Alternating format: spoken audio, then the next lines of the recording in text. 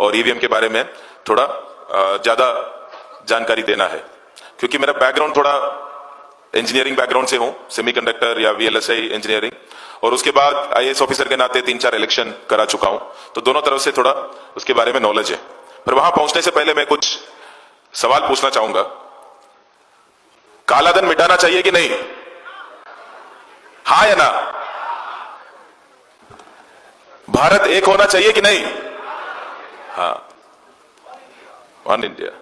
घुसपैठियों को बाहर निकालना चाहिए कि नहीं? हाँ। देखिए, ऐसे सवाल आपसे पूछते हैं, आप जोर जोर से हाँ कहते हैं। जब आपसे पूछा गया कि काला धन मिटाना चाहिए कि नहीं, और आपने जोर से बोला हाँ, सरकार क्या लेके आए? नोटबंदी। जब आपसे पूछा भारत एक होना चाहिए कि नहीं, और आपने जोर से बोला हां, सरकार ने क्या किया? 370 हटाया। जब आपसे पूछ रहे हैं घुसपैठियों को बाहर निकालना चाहिए कि नहीं, और आप उतना ही जोर से चिल्ला रहे हां, तो सरकार ने क्या किया? एनआरसी। तो सरकार कुछ नहीं कह रहे, आप सरकार से करवा रहे हो, क्योंकि इस तरीके से सवाल आपको पूछा जाता है कि आपको तुरंत लगता है इसमें एकदम चिल्ला के हां बोलना जरूरी है। उसके अलावा और कुछ हाँ या ना में ही जवाब, सारे जवाब देखेंगे आप, जितने भी कम्युनिकेशन है, जितने भी सवाल पूछेंगे आपको टीवी से दिखेगा, सारे सवाल हाँ या ना की ही होगी। ये होना चाहिए कि नहीं बताइए साथियों, तो आप बोलेंगे हाँ, और फिर वो करेंगे और आपको बताएंगे आपने तो हाँ कहा था। काला धन मिटाना चाहिए कि नहीं जब आपसे पूछा, तो आप में से किसी ने यह नहीं पूछा कि काला धन होता क्या है? काला धन क्या होता है? किसी ने यह पूछा ही नहीं कि काला धन होता क्या है। अगर यह पूछा होता तो जवाब आते कि दो तरीके का होता है। एक जो है, जो इलीगल तरीके से, अवैध तरीके से कमाया हुआ पैसा, वो हो सकता है टेररिज्म का हो सकता है ड्रग्स बेच के हो सकता है माफिया करके हो सकता है सरकारी ऑफिसर या फिर पॉलिटिशियंस घूस या करप्शन, ब्राइबरी वो करके कमा रहे हो।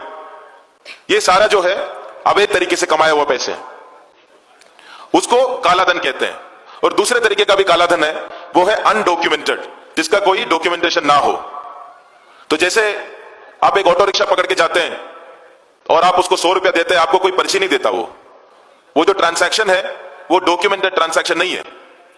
आप कहीं क्लिनिक जाते हैं तो वहां पे कई सारे क्लिनिक में आपको जो है कोई पर्ची नहीं मिलता।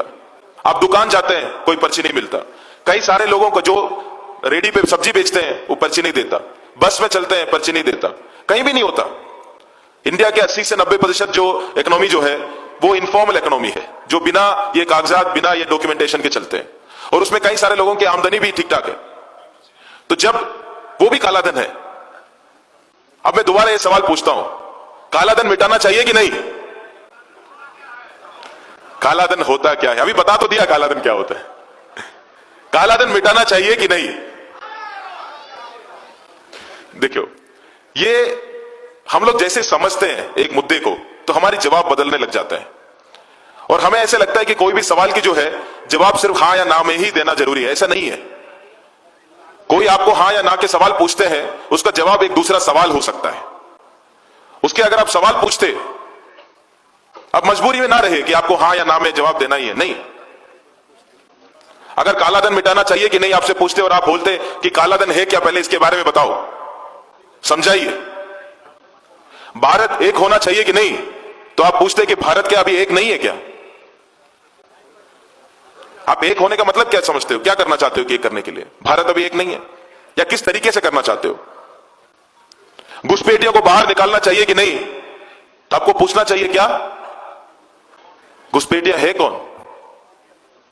उसके जगह पे जब हम हां बोलते हैं तो हम सरकार को फ्री पास दे देते हैं कि जो भी करने के लिए। घुसपैठिया है कौन, और सरकार को कैसे मालूम होगा कि कौन घुसपैठिया है और कौन नहीं है? कोई भी चीज सरकार इसी बात से तय करते हैं कि आपके पास उसका कागजात है कि नहीं। कई सारे लोग पेंशन लेते होंगे और आप जाते हैं, खुद पेंशन लेने जाते हो तो भी आपको लाइफ सर्टिफिकेट देना होता है कि आप जिंदा है। आप खुद जाने से सरकार नहीं मानते कि आप जिंदा है। वो कागज आप देंगे तब सरकार मानेंगे कि हां आप जिंदा है।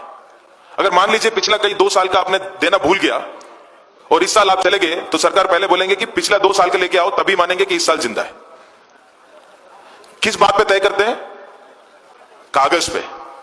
तो घुसपैठी है या नहीं, ये भी अल्टीमेटली जो है कागज के ऊपर तय होगी कि कौन घुसपैठिया है, कौन नहीं है। जिसके पास कागज है वो नागरिक है, जिसके पास कागज नहीं है वो नागरिक नहीं है। तो अभी यही सवाल मैं दोबारा पूछता हूं, घुसपैठियों को बाहर निकालना चाहिए कि नहीं?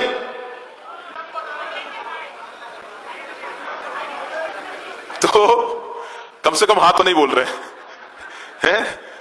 तो ये एक कम्युनिकेशन की स्ट्रैटेजी है जो पॉलिटिक्स में कई सारे यूज होती है। इसके बारे में हमें अवेयर होने की जरूरत है।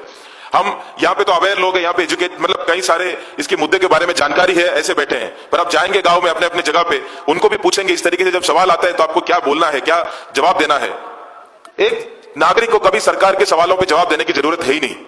एक नागरिक को जो है एक ही जिम्मेदारी है, वो है सरकार से सवाल पूछने का और पूछते रहने का, और कोई जिम्मेदारी नहीं है। हमें ऐसे महसूस किया जाता है कि सरकार सवाल पूछते रहेंगे, हम उसको जवाब देते रहेंगे। अब ये कागज घुसपैठी या इलीगल इमिग्रेंट को मैं थोड़ा सा बड़ा कर दूं और ये पूछूं कि ऐसे लोग जिनके पास कागज नहीं है, क्या उनको बाहर फेंक देना चाहिए कि नहीं? सवाल वही था, पर जैसे उसका डेफिनेशन आ गया, आपका जवाब बदल गया। कैसा कागज, और किन के पास कागज नहीं होता इस देश में? किन किन लोगों के पास कागज नहीं होता इस देश में? गरीब के पास नहीं होता। जो मैं 2 जगह पे डीएम रह चुका हूं, वहां पे मेजोरिटी जो है ट्राइबल पॉपुलेशन थे, कई सारे लोगों के पास डॉक्यूमेंट्स नहीं थे। जो महिलाएं हैं जो शादी करके दूर गांव में जाते हैं, उनके पास नहीं होता। जिनके घरों में बाढ़ आता है, जिनमें झुग्गियों में आग लग जाते हैं, उनके पास डॉक्यूमेंट नहीं होता। जिन लोग दूर सिटीज में जाके काम करते हैं, माइग्रेट, यहां से गांव से लेकर उधर जाके काम करते हैं, या अपना कंस्ट्रक्शन के काम कर रहे होते हैं, जैसे एक जगह से दूसरी जगह जाके काम करते हैं, उनके पास नहीं होता। जो नोमैडिक है उनके पास नहीं होता। तो जो एक्सरसाइज जो किया जा रहा है कि कौन नागरिक है या कौन नहीं है, वो एक्सरसाइज जो वीकर सेक्शन है, जो गरीब है, उन्हीं के ऊपर सवाल उठाएंगे, अमीरों के ऊपर नहीं सवाल उठाएंगे। जैसे नोटबंदी हुआ, अमीरों के ऊपर कोई असर नहीं पड़ा, गरीबों को लाइन में लगना पड़ा, 3 महीने लगना पड़ा, 3 महीने के बाद मिला। पर हमारी आदत ऐसे है, अगर बिजली चले जाते हैं घर पे तो हम गुस्सा नहीं करते, हम बगल वाले घर पे देखते कि उसका भी गया है कि नहीं। अगर उसका भी गया है तो ठीक है, पूरा मोहल्ले का गया है, पर गुस्सा नहीं करते कि गया, बिजली चली गई। पर मान लीजिए 3 घंटे के बाद वो बिजली वापस जब आते हैं तो हम खुश जरूर होते हैं। हम खुश होते हैं, क्यों भाई, क्यों खुश हो? जाना ही नहीं चाहिए था, चले गए, और उसके बाद जब वापस आए आपको खुशी मिली। जो आपके पैसा जो कभी आपसे दूर नहीं रखना चाहिए था, वो भी 3 महीने के लिए आपसे चला गया, पर जब वापस एटीएम में पहली बार पैसा आने लगे तो हमें खुशी मिली कि आ तो गए। इतना भी उम्मीद नहीं था सरकार से कि वापस भी देंगे।